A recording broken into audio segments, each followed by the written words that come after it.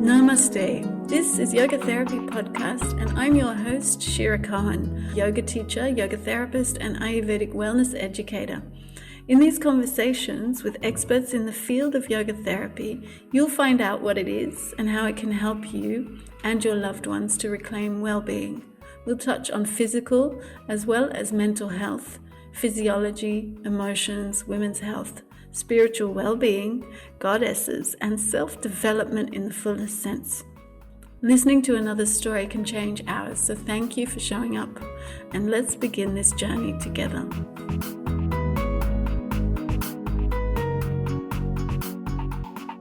Okay, so hello everyone. Today we are joined by the next man, because I've only had one other man on this show. It's been all women, and his name is Robert Lamport.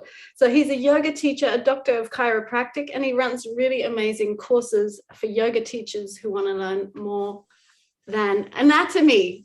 Okay, so thank you for being here, Robert. I'm really happy. Thank you for having me, Shira. It's a pleasure to speak to you today. Yes, great to speak to another English person. So tell us your yoga story. I looked on your website and it seems like quite a long journey. So I'm very curious how that started. It seems a long journey, but at the same time, very short. Okay. But yeah, originally, the main reason I got into yoga in the first place because I had back issues. So when I was a teenager, I wanted to become a golf professional. So I was playing a lot of golf when I was younger. And as you may appreciate, or many of your listeners may appreciate, that golf is not particularly beneficial for the spine. It's not going to help many back problems. It's only going to make them worse. So I got into yoga then to help with me with my physical issues. And I was blown away by how much it actually helped with the mental side of the game as well. Because not only was I conscious of how the game was impacting me physically, but also mentally. Like I found the stresses of competing in competition quite hard. You know, I was quite nervous at certain periods when I was playing, particularly when, competing in kind of these tougher environments. So I was blown away by how well the yoga helped me calm my mind and become more focused and enter what sports people often talk about, the zone. Yes. This kind of moment where you're just in, it's a high level of meditation, a point where you're high, basically. Yeah. You're just completely, and the only way I can describe it is that, I would be about to play a shot. I could visualize the shot before I hit it. I knew exactly where I wanted to hit it. I knew the shape, the height, everything. And I could feel the movement of my body as I took the swing before I hit the ball. And then reproduced my vision. Wow. So the concentration and the intention.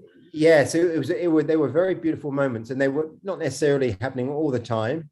Sometimes it'd be like the 5 or 6 holes or a weekend or just the odd hole here and there. But the yoga really it grabbed me at that time. And you did that really quick, did you? It took, I would say, about a year of practicing yoga to start to appreciate that better. But it really, the yoga practice really helped my back. It really helped me compete to a new level, which was, and I'd been struggling with my back for a few years at that point. And then it just slowly developed where I wanted to learn more. And one of my friends said, well, look, if you really want to learn yoga, then you should go to India. And I was like, I don't want to go there. Why would I want to go there? Golf player, yeah, I can imagine. But it slowly started to grow on me. And I thought, this person is right. I really should go. So after a couple of years, this was in 97, I started practicing yoga. And then in 99, I went to India for the first time and immersed myself much more into this wonderful practice that we have, or this great way of life that we have called yoga. And was it already a daily practice that you were doing by then? Or? By then, I wouldn't say it was daily. It was a bit off and on. It was a bit hit and miss. You know, in my early stage, I kind of laugh at myself. My early stages, I would have said to you that I was practicing yoga, but I was actually watching MTV most of the time. At that time, you know, back in the 90s, MTV was quite popular. So I put MTV on, you know, slip into Trikonasana or whatever it might be. So it wasn't, you know, immersing myself completely into it. It was a bit inconsistent. It was still having effect, obviously. But it was doing its magic. Yeah. So it wasn't until I went to India that it really started developing into a more consistent and daily practice, which has really remained ever since. Mm-hmm. Great. And then how did you start going into chiropractic?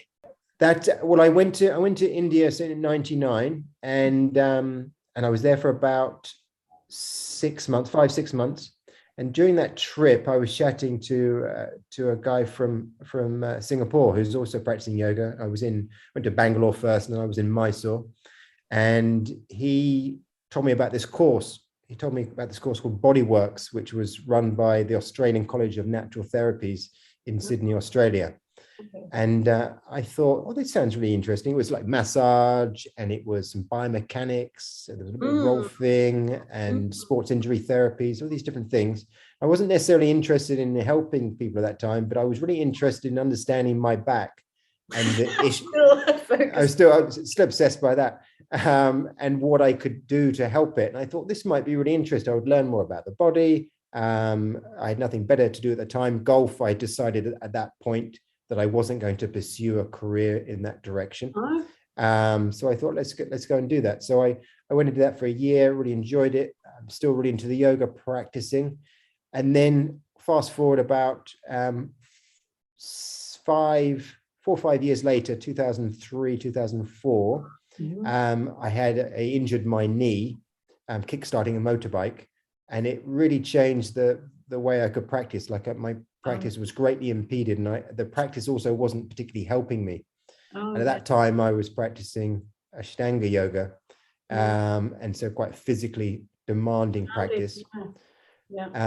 And so it led me to consulting with a doctor in Mysore. His name was Dr. Jag, who was a bit of a master in everything. He'd studied with a Chinese doctor for many, many years. His grandmother was a not an Ayurvedic doctor, but embedded extremely well in Ayurveda, the herbologies. She studied with Krishnamarcharya. So he knew yoga therapy as well. He'd had a PhD in herbology, and he had this amazing. He had PhDs in everything. He's pretty amazing. Much. I've read many of his books. And have you? Oh, right, okay. Yeah. Yeah, he's an amazing. He's the founder of all Western forms of yoga. Yeah. So Dr. Jag had this clinic, and he was amazing because he could treat anything. He really could fix so many different problems, and I was like, wow, this is amazing, and I wanted to learn. So I went and started helping in his clinic, and then I started learning from him. Yeah, it was really cool. And so I started working with patients and seeing my own patients or assisting his patients. And it started my my kind of passion of helping people more and more. Because up until that point, if I'm completely honest, it was all about me and fixing my problems. And then it became about actually helping other people. So after a few years of studying with and helping the clinic with Jag in Mysore, I was curious to develop more skills, and also I was conscious of how I was going to integrate back into Western life, because at this point I'd been living in India. I lived in India at that point for about 3 years. Wow. And I was like, well, how can I integrate myself back into the UK, and what can I do? And I looked at osteopathy, I looked at acupuncture, Chinese medicine, and chiropractic. When I looked at the curriculum that was offered in the UK, it just really ticked all the boxes of what I wanted to learn more about. And so I went back to the UK and studied chiropractic there. How is that different? Because you are also a doctor. How's that different to other therapies such as physiotherapy? I guess a lot of people think it has similar overlays. So yeah, I'm not a medical doctor. I'm a doctor of chiropractic. So there are some similarities with physiotherapy and osteopathy. Traditionally, there wasn't so much similarity. Traditionally, really, a chiropractor was predominantly or only concerned with the spine and how individual segments of the spine worked with each other. And perhaps more specifically, very interested in how misalignments of the spine might put pressure on the nervous system. Okay, and how that affects organs, I imagine. How it affects organs and all these different things. So the philosophy of chiropractic, and I'm not the strongest in my philosophy of chiropractic, but many people are much more knowledgeable in this area than myself. It's very similar to yoga in many ways in terms of the flow of energy. Wow. We're primarily, as yoga teachers, in many ways concerned about the flow of prana in the body. And on a personal level, you could argue our primary concern is the flow of prana through the main nadi, Sushumna nadi, which resides within the spinal column. And so chiropractors were very interested in making sure the spine was right to ensure the movement of energy was unimpeded. Yeah. Because if it's unimpeded, then the theory is then you're free of disease or have a chance to be completely free of disease. Yeah. Yeah. Health is the basis then. Yeah, exactly. Yeah, So, you read it even in simple books of yoga, your health is as good as your spine. Yeah.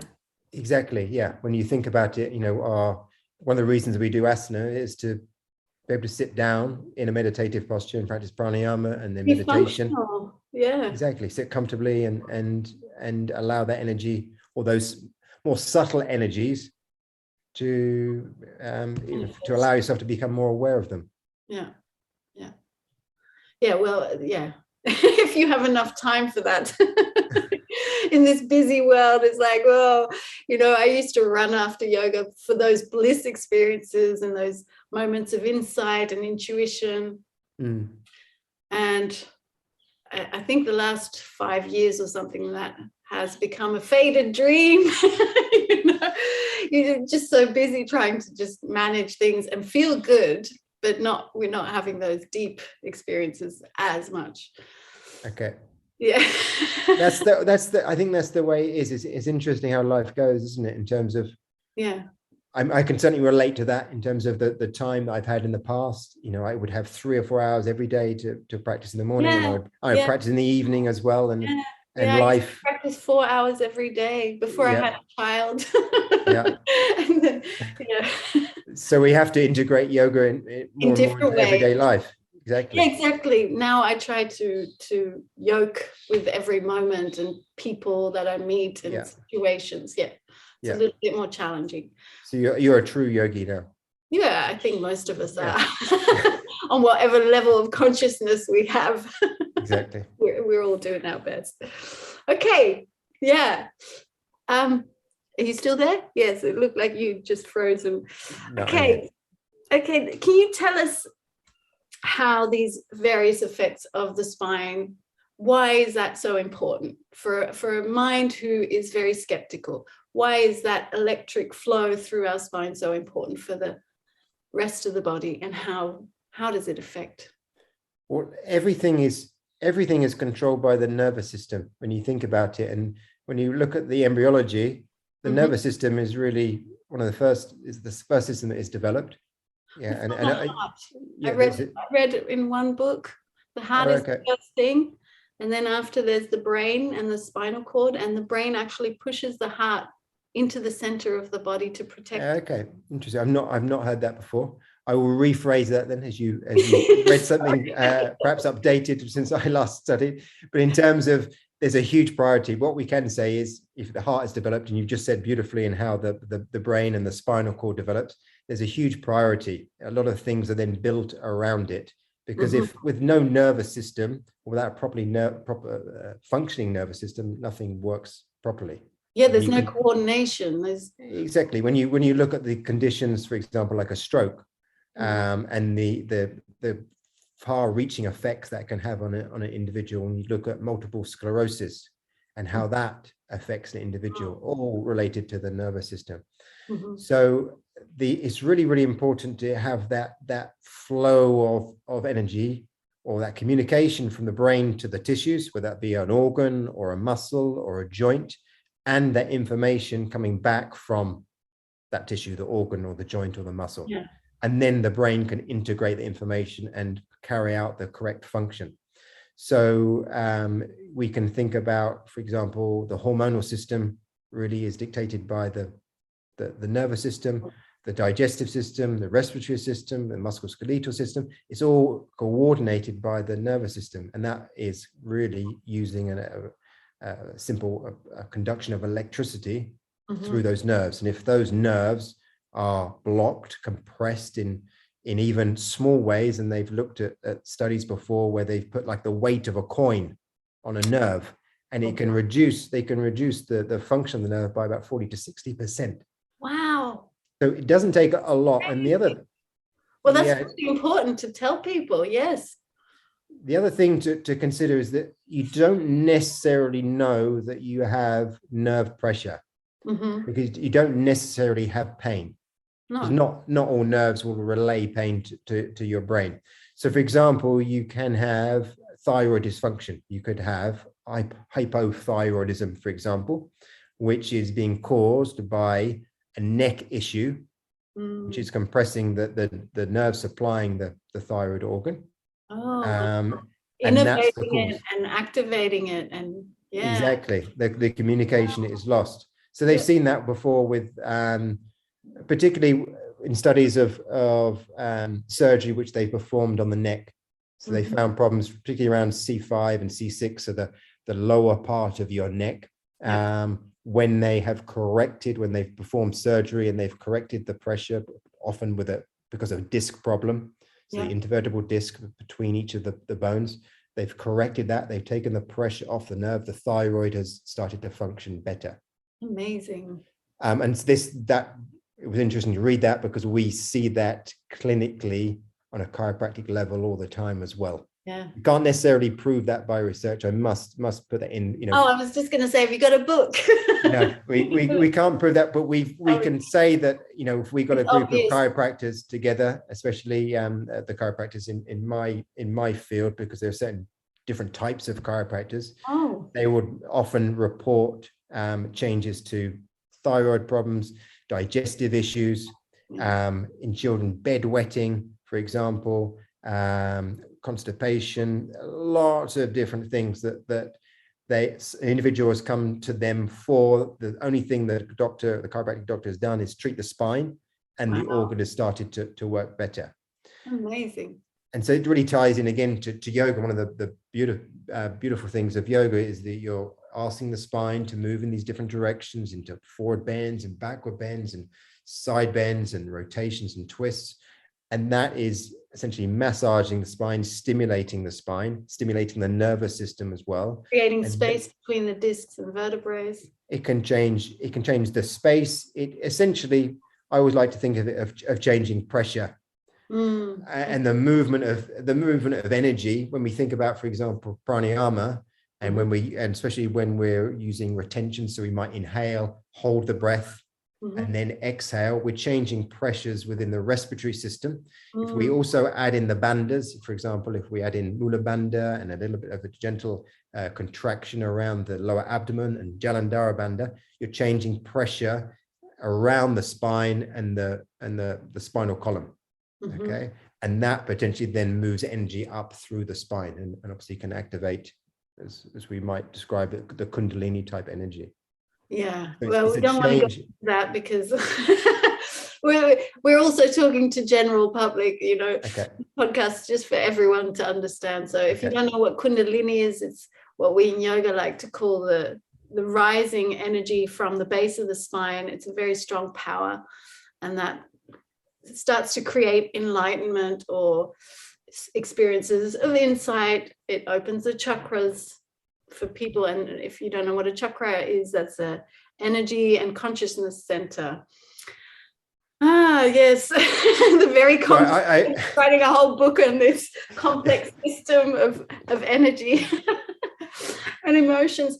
So how would, for example, let's see, what are most people not aware of that movement practitioners and professionals intuitively take for granted? So what do people not realize that movement is so powerful in doing?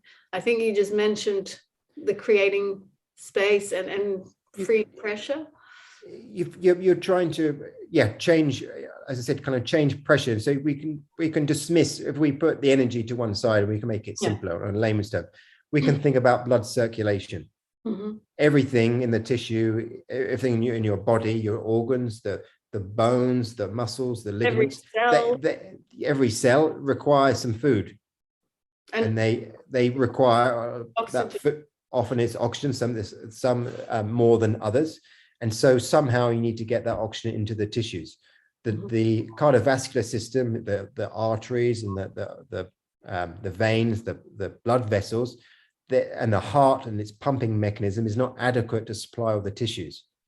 And therefore we need to take advantage of other pumping mechanisms. So if you move, for example, if you bend forward, you're going to increase pressure in one place and decrease it in another, and that creates a pumping effect, and you're going to move that oxygen around the body. It's also going to help remove the waste from the tissues. So the carbon dioxide, for example, nitrogen, all these different waste products of cellular metabolism. And so this is where movement is so beneficial. And we sometimes don't really think about it as deeply as we should. I always, when I talk about this story sometimes, because I often talk about changing of pressure, I always remember when I was at chiropractic college, and part of our course, we had to do clinic rounds in the local hospital. I was in Bournemouth at the time. So Bournemouth Hospital we went to, and we went and did some rounds with the ward with the doctor. And he asked how the lady was doing. It was an elderly lady. And she said, I'm ever so constipated, just really constipated. And he looked at his chart, and he looked at us and he said, of course she's going to be constipated because she can't move. She's not moving. She's just in bed. And so we don't think about that necessarily, that, when we are moving around, we're essentially squeezing the digestive organs and helping that peristalsis, that movement of food through the system, and helping, for example, helping to create normal bowel habits. So you can think about how movement helps the digestive system, the cardiovascular system. It's so simple, we overlook it. I think that's the biggest problem. We're so used to making everything complex and complicated, we can't appreciate that some things just are that basic. But it's so true. So if we think about movement and the therapeutics of movement, we need to try and consider all the different ways that our body can move. Not necessarily the ones that we like, not necessarily the ones that are always easy to us, but how can we move the body in different and new and creative ways to try and send the joint through its full range of motion safely. There's a limit, because obviously we don't want to push our bodies too hard, because we may injure ourselves, and each of us comes to the mat with our own set of unique characteristics. We might have a disc issue, we might have a shoulder injury, or it could be all sorts of different things. So how can we move safely and create this movement of energy, of blood, of oxygen, whatever you want to describe it as? It's wonderful, and at the same time it's sad to see people don't realize that it's so important to move. I have older ladies in a community center that I teach, and just the lack of awareness that we did a very simple exercise today, just lying on our bellies, flat out, and then just bending the knee and bringing the foot up. And I was explaining, this is pumping, because you were just talking about pumping. This is pumping the blood that's stuck in your legs back to the heart, because the legs are so big, the muscles, and especially the lymph, I read last somewhere, the lymph doesn't have pumping back to the heart. So we need to move it for our immunities to be strong and resilient. Exactly. Just these little things, just people.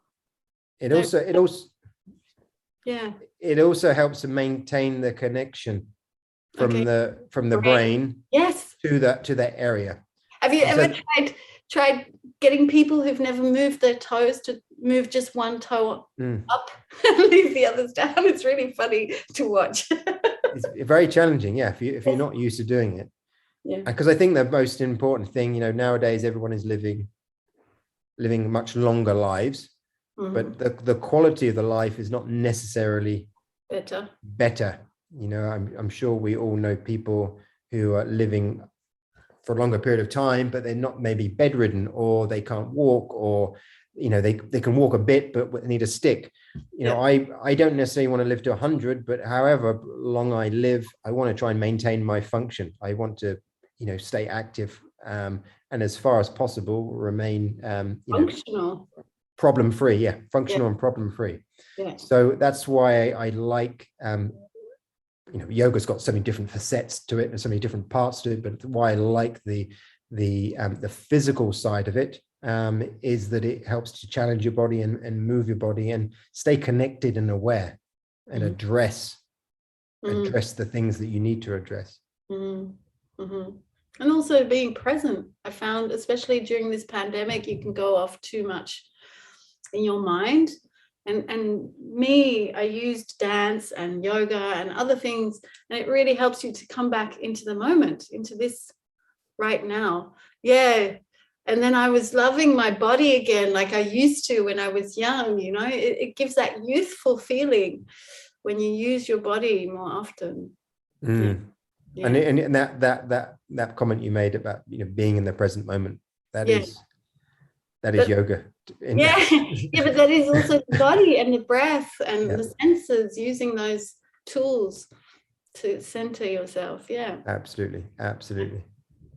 Okay, so let's talk about tell us an interesting unknown fact about the body, something about shoulders, because I saw you have a lot of amazing courses about shoulders and rotator cuff. Amazing about the shoulder. The first thing that comes to mind, and is obviously 1,000 things that we could talk about the shoulder.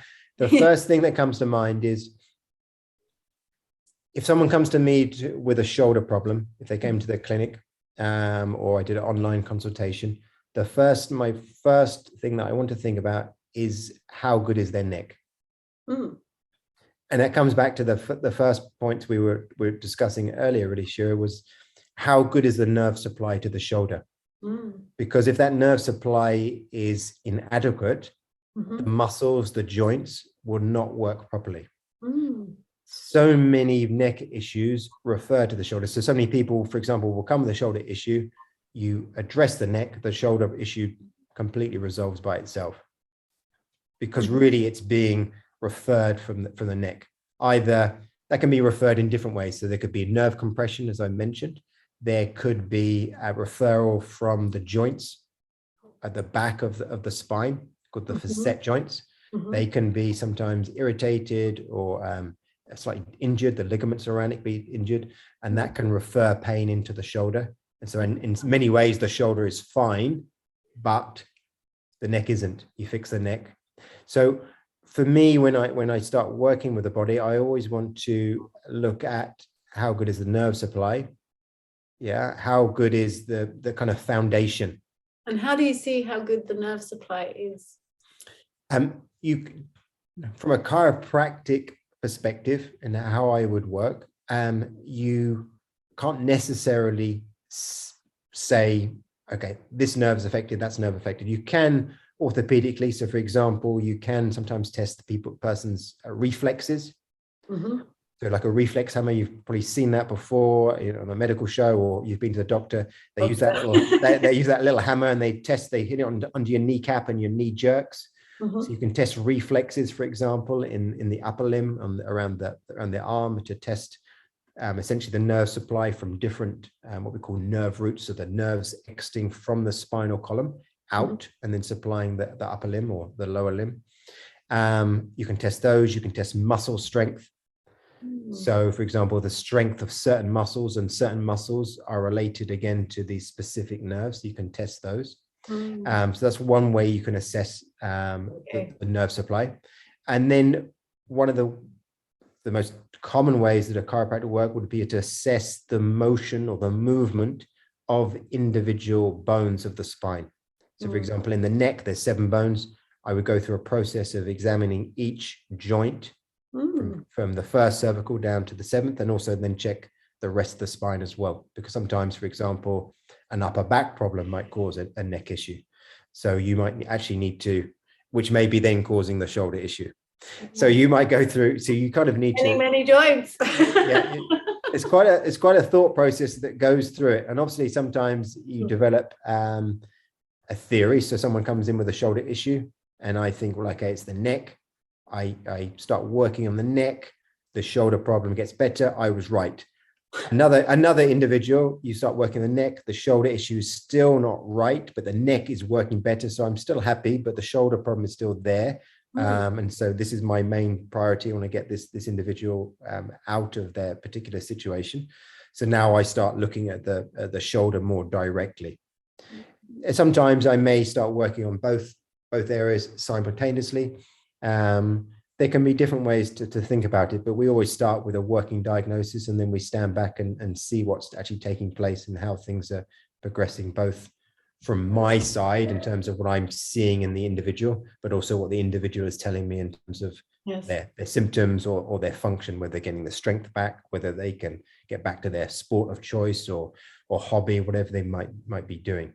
So as I said, when someone says shoulder problems, neck is my first go to, and then I expand out from that. But that's my particular approach, and it's very chiropractic. I'm a physiotherapist, might fine, and then, exactly moving out. And what about, for example, I had a friend, and in her family they have weak ligaments. So is this also to do with nerves or not? Because how do you address that? I found it very difficult. She was so afraid to, for example, do extensions and downward dogs because the muscles had not atrophied, but they weren't as strong as they could be because of the fear around those ligaments and not wanting to stretch them. So I found it difficult to deal with that. In some instances, you could argue that the nerve supply to that area is not right. There can be, of course, lots of different changes or alterations or differences, shall we say, to the connective tissues. So in a ligament, for example, there's a lot of collagen, but there's different types of collagen within that. And if there's a variation in that particular ratio of collagen, it can affect the tensile strength of it. And so therefore the joint may be looser. The ligaments and the joint capsule, the tissues which surround the joint are very, very important for stability and function of shoulder, but also of our joints. So sometimes you will have to, it depends on the situation, your particular situation that you're talking about with this individual. Yes, you might want to check the nerve supply, but it may be a situation where you've got to try and consider how you get that joint to tighten up. So you work in smaller ranges. So rather than sending the joint through a big range, because that will stretch the ligaments, you work in smaller range, but you work in a way that you develop lots and lots of control. So you may find in that particular example that you gave, and I'd be interested in what you maybe to answer this question straight away, was the individual able to make movements in a pure manner? Did they have good awareness and good control of their joint as they did it, or did they have poor awareness? So looking at particular skills.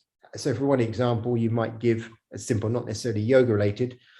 Could they, for example, throw a ball against the wall? If we're talking about the shoulder, can they throw a ball against the wall and catch it and just keep doing that? Or are they missing it? Yeah. Or are they? No, she's got very good coordination. She's also a yoga teacher and body work. That's great. So that's a really good, important foundation to have. The individuals who don't have that, that's something really important to build. Because if you can control movement, you can control the joint quite well, because the other muscles that are around it will kick in to help stabilize it. If you have poor control, you've got poor control over the joint itself and more likely to injure it. So you're still using range of motion, but you're narrowing it down. That's great. And smoothness of movement is important. I often describe that in terms of when you're making a movement. So for example, you reached up as far as you could, you're taking your fingers towards the ceiling, and then you try to send your arm back behind you, making like a circle. Can you make that movement in the same way as a Rolex watch works? You've seen a Rolex watch. The second hand is a sweeping second hand. Okay. Or is it more like everyone knows what a Rolex watch does. But if you look at a clock, not everyone does, but if you look at a clock and you look at the second hand, does it tick like a cogwheel? So or is it just a sweeping motion? Yeah. When you think about movements, if you can create movements in the sweeping motion, you've got excellent control. If there's points where it's sweeping, but points where it's ratchety or cogwheel effect, you might describe it as, or a more traditional clock where the second hand ticks, then you've got poorer control. And so this can be a good way to approach an individual with a joint issue, whether there's looseness because you've injured the ligaments, or because there's a nerve issue, or perhaps because in your friend's case, there's connective tissue, maybe there's a connective tissue disorder. Issues. Yeah. Okay, great. So what else did I want to ask? There was one other thing that came up and I didn't write it down, so I've forgotten. One thing that I found, I did this anatomy training with Judith Lasater, the Experiential Anatomy. Do you know her? No, I'm not aware of Judith, no. Okay, she's an old teacher. She's in her 70s. She's really amazing. Okay. One thing she said that I found amazing about the rotator cuff and the arm is that the only way your hand and your whole arm is actually connected to the spine is through your acromion to the, what do you call this? The clavicle, collarbone, to your breastbone. So it's connected to your hand is actually an expression of your heart. I found that so interesting to think about it in that way, because it's not actually connected to the ribs or any other way to connect to the spine. Yeah, and in many ways it's not really really connected to the spine. It's, yes, you said it's connected to the sternum, the breastbone. And obviously there's that connection with the scapula, the shoulder blade, and the rib cage, which is not really a true joint. It just the bone just kind of the shoulder blade just kind of sits on the rib cage. Yeah. So really the only kind of true connection is to the chest bone, as Judith was saying. It's interesting you say about the connection to the heart. Mm-hmm. Obviously, the heart is generally a little bit more to the left hand side. So about 2/3 of the heart is on the left side of the body, and the other third is on the right side. Mm-hmm. You sometimes, if you think about when an individual has a heart attack, mm-hmm. they often will get pain down the arm, normally the left side. I read that women actually have totally different symptoms when they're having a heart attack. There can be a big difference. Yeah, there can be a big difference. So a lot of women are sent home and then they have their heart attack at home. I read this book. You should read it. Every man and woman should read it. It's called Invisible Woman. Have you read it? No, I'm not aware of it now. And it's all the data showing how women are disadvantaged at every level, whether it's medicine, advice, bus routes, whatever. Okay. Seatbelts, so many things, mobile phones, whatever you want to think about it. It's designed for a man who's Caucasian, 25 to 30 years old and healthy. So a lot can go wrong for a woman. Sure. Okay. But so you can have, if we use the example of the heart, and maybe not necessarily for women, but obviously there's a connection between the arm and the heart, with the way that pain can be referred down it in some people.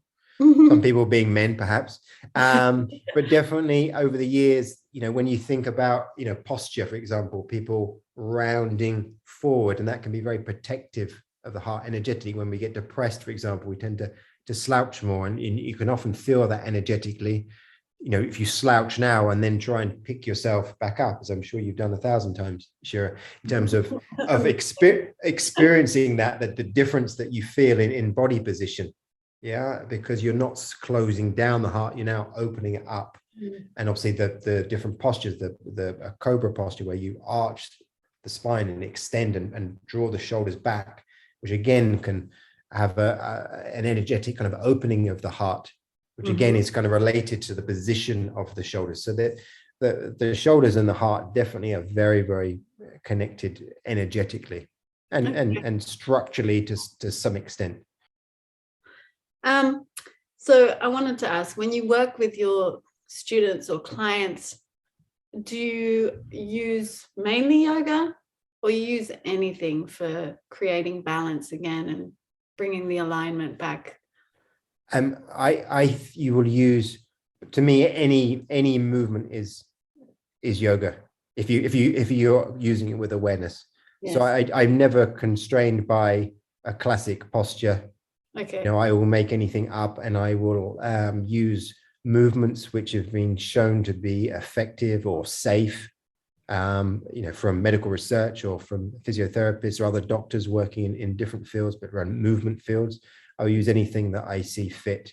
I'm always particularly interested in understanding how to work with an individual who's in, let me phrase this in the best possible way, the worst possible state. Okay. So when I had a clinic in India before, I was there for quite a number of years, and I had a high volume of patients who came to me who were, could barely walk because of very severe spine issues. And so I'm always interested in how to work with an individual who can barely move. Yeah. What is the safest movement that I can do for any joint, and then build a foundation from there? Where's my starting point and the simplest thing? So I'm not really interested in how to perform a yoga posture, an advanced yoga posture. I'm interested in how can I safely move the joint for anyone. Yeah. And then that's my starting point, and then I build from there. Yeah. So I'm very interested in how, particularly, for example, the spine and disc issues, what's the safest movement I can make first of all? Yeah. Yeah. And then slowly add to that as I get improvements with that particular individual, or they find improvements, shall we say. Yeah. So I have a big focus on that, but caution, very cautious is a way to address it. Yes. Yeah, curious. It's safety first is always a priority. Yeah, because it definitely, sometimes I see too much movement or inappropriate movement causing injury. So how can I work with an individual in a very, very safe manner, but also importantly, build awareness and a foundation, the correct foundation, because we have so many balances in our body, sure, as you can appreciate, all the different things, as we simple things, and then when you get really complex things, it's like, oh my God, this is mind-boggling. Where do we start? And sometimes the simplest movement can really help build awareness, and that's the primary concern for me as well, is to the awareness. Yeah. Safe movement, but building lots of awareness, because if you're aware of something, and you've got a chance to fix it. If you're not aware of a problem, how can you can't fix it?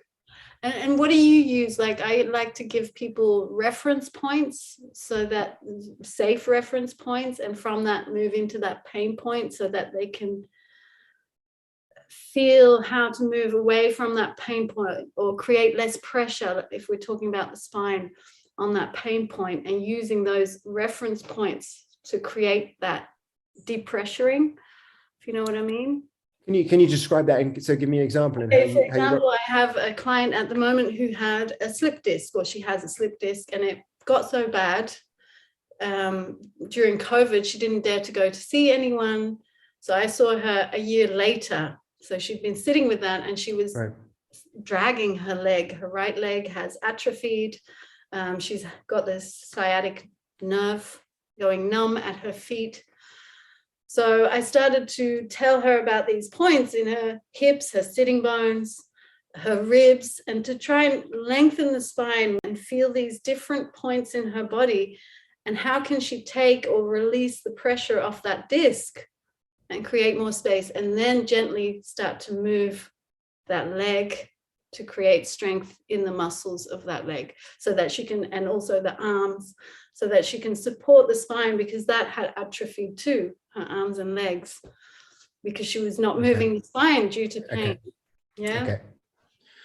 So yes, the way I tend to work is to have the individual move into a point where the spine, for example, if we're talking about the spine or any joint, is neutral. There's a point, there's positions that we all have for every joint where the joint is most congruent, where it's aligned, and where we should kind of build that foundation from. So I find the neutral point. The other beauty of finding the neutral point is that it ensures that there's usually the minimal amount of stress to the joint. And then I start having the individual, if we're talking about the spine, make movements perhaps of the hips or the legs or the arms, maintaining that pure position of the spine. Because you're challenging core stability, for example, is the ability to move the limbs without accessory motion of the spine. So that's what I often try and create, that deep awareness, that deeper stability of the spine. Again, if we're talking about spine issues, by simple movements of other parts of the body. How can we keep that stable? As soon as the spine starts to move in a way it shouldn't do, we come back and start again. And often you find as well the movements, the accessory movements of the spine are the points where that individual feels discomfort as well. So if we can find a point of comfort, okay, I'm comfortable here, and then you start moving, and you do that in a safe way. The good thing is the spine is not moving incorrectly. You're building awareness of that area. You're also building the strength around the area and the endurance. Okay. And the other beauty of it, as you make those movements, you have to contract tissues around the spine. Yes. Okay? Yes, exactly. And again, it comes back to the pressure. Now we've got a little bit of pressure to the spine, increases just a little bit, and it relaxes. And we create that pumping effect. So I'm not so much, is you often, and you mention it yourself in terms of creating space, and I mean space from the spine upwards, traction of the spine. Is it a way you could create a descriptive word? I don't necessarily use the same word, but in terms of pressure. So I want to increase pressure and then create space by decreasing pressure. So it's just different terminology. But again, I want that pumping effect. So for example, with the disc issue, one of the problems is you need to move that area, but it's unstable. Movement irritates the nerves. So a little bit of change in pressure can help that blood turnover, because the disc has very poor blood supply. So if we can she's already improved in 2 weeks, but that's great. She was dancing the other day. That's fantastic. It's fantastic. That's great. That's amazing. But it's sometimes it's the simple things, and it sounds like what you've done. A big thing is awareness. It's not, you didn't get a jumping points in her body. Exactly, and that can go so far to helping someone. So well done. That's amazing. It's amazing work. It's nice to watch. Like the first day she was with me, she just came into a normal class. And she was in tears at the end of the class saying, I've lost hope. I'm scared I can't walk anymore. She's only 60 and she's quite young in her spirit. And then I said, let's do some privates. And then, within a few weeks, it's already better. And the breathing, also learning to breathe and to find the muscles that are going to support that area of her body. Exactly. And we didn't really touch upon that earlier in terms of working with people. Breath is, as I said, as you've just touched upon, such an important thing. If we don't breathe properly, we've got no chance. Very, very, very poor chance. Electricity, the energy running through our body needs breath. Exactly. And it's also to say is that you can go 2 weeks without food, you can go 2 days without water, but you can only go 2 minutes without breathing. It's so true. It's so true. how important it is. And it's one of the, it's interesting we touch upon that now, if we move to the breath for a moment, is that one of the first lessons that I ever had in yoga when I got to India especially was about the breath. And really, I mean, there's a short story I can tell if you can indulge me, in terms of I love stories. The teacher, his name was B.N.S. Iyengar. He studied with Krishnamarcharya, and he studied with Tabi Joyce, and he was teacher of Ashtanga yoga. He's still alive. I think he's about 98 or 99 now. He's really not BKS. No relation. BNS. Okay, BNS. Iyengar is quite a common name in the south, apparently, of India. But he did and he was, when this was in 99, so he must have been 80, 80 or late 70s at the time. And he said, if you look at a dog, breathe, and look at a tortoise, breathe. And then he did an impression of the tortoise, and there wasn't any breathing going on. Essentially, the way the tortoise breathes is very, very slow. And when you compare the lifespan of the tortoise, and there's obviously a great variation of different species of tortoise, they can live much, much longer than a dog. So if we control breath, we control life. If we can slow it down, and it's also the only system that we can control. At any moment, we can say, okay, I'm gonna hold my breath. Voluntary, exactly. So we can access the breath, but then we can start to influence the rest of the body. We can calm the body down. We can activate the parasympathetic nervous system, for example, by concentrating on more of the exhalation, and longer, slower breaths.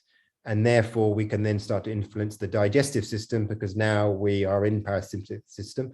So peristalsis can start to increase, and it can help with our digestive issues and all these different things. So the breath is incredibly powerful. Yes. And it's often so underestimated. It is. Yeah. And this is the beauty of yoga, with as long as the teacher has a good focus on that, and which makes, I wouldn't want to say, let's not use the word superior, but has an advantage over other, for example, more Western approaches such as physiotherapy. You go to a physiotherapy therapist, for example, some of them, of course, would be very conscious of the breath, but most of them wouldn't have a very physical deep emphasis on the breath, which a yoga teacher hopefully does in most instances. They're aware of that, the power of that. And that can be enough to get someone out of physical pain, or sometimes depression or anxiety, or lots and lots of different physical complaints or emotional complaints that they have. Yeah. Is there anything you want to say, Rob? Is there anything you want to talk about or share with us? Well, they're what we've kind of touched upon in terms of movement.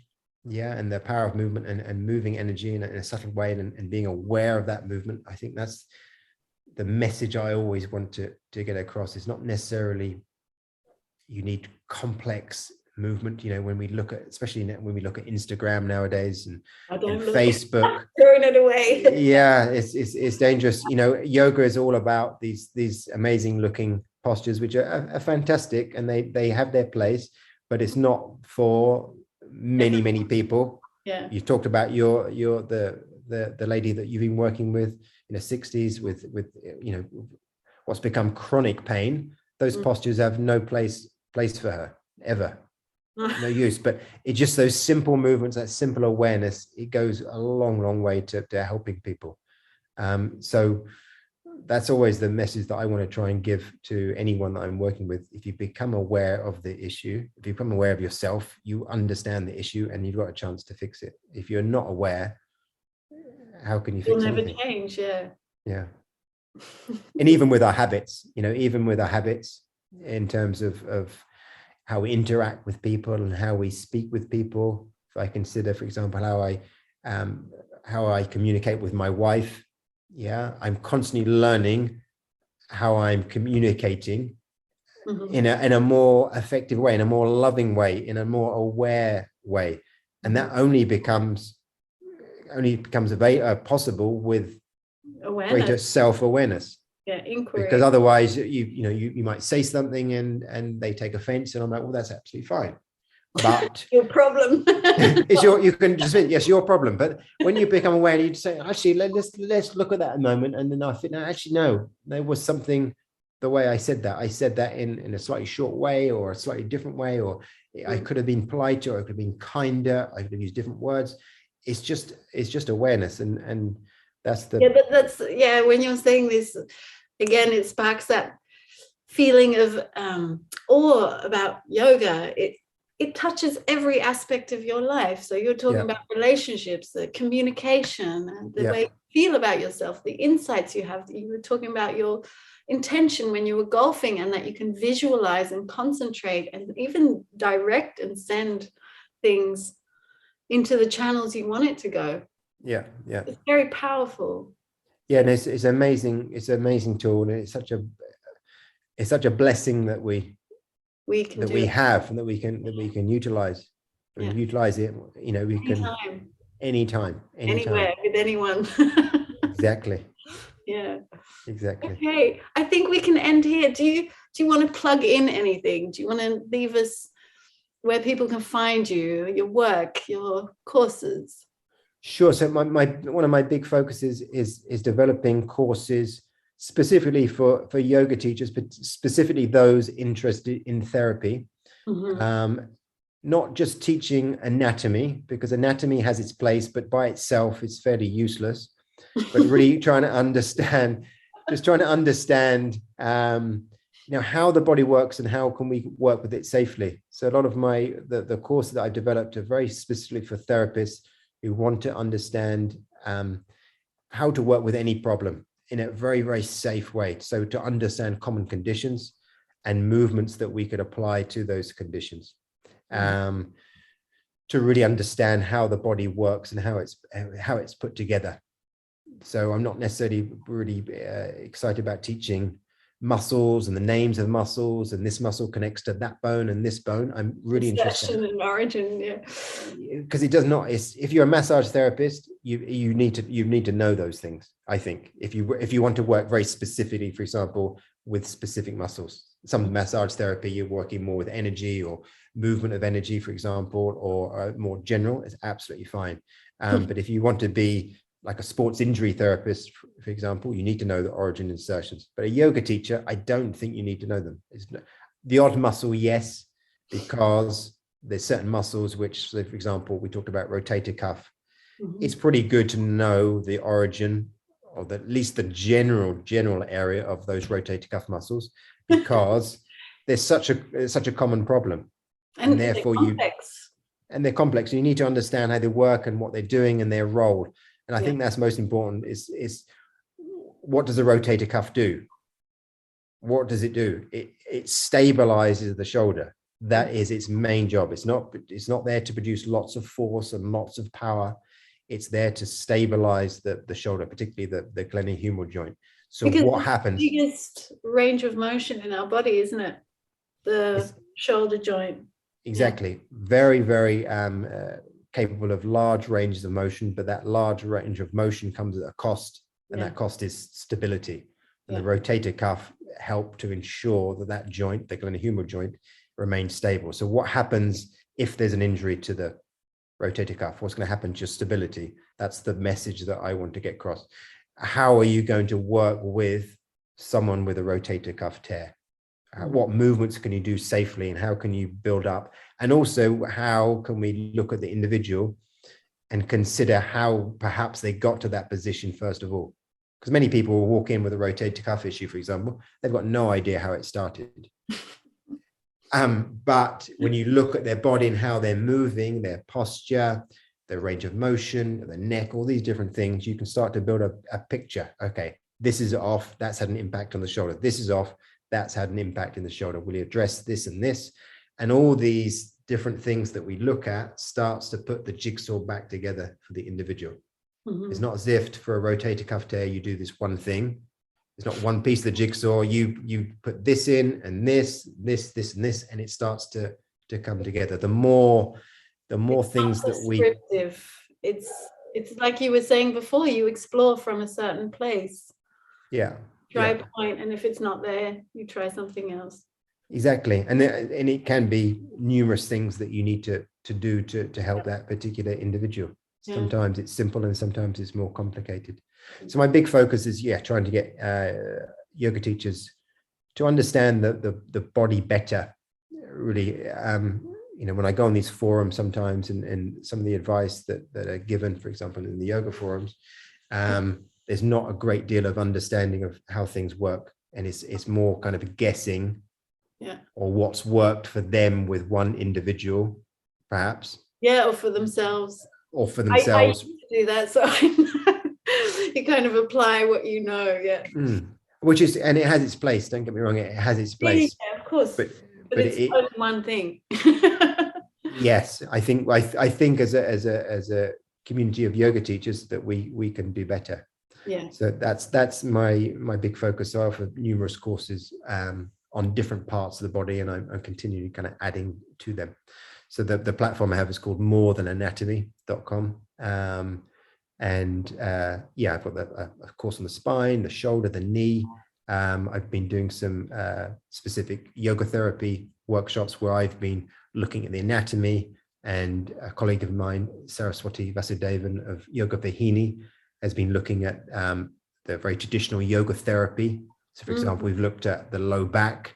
I've explored that from a more Western perspective, and she's explored it from the traditional yoga therapy perspective. Oh, wow. And that's a nice way to dovetail it. She studied with Desikachar, Krishnamarcharya's son, for many, many years. And so she has a wonderful understanding of traditional yoga therapy from that particular lineage. Really? So that's what I'm up to and what I'm doing at the moment. Okay. I'll put everything in the show notes so people can find you. Yeah. Thank you. Yeah. Okay, we'll say goodbye to everyone. Bye, everyone. Thank you for being to the end of the show. Thank you. Thank you, Shira, for having me. It's been a pleasure talking to you. Yeah, it's been really nice getting to know you. Lovely that you came on. Thanks.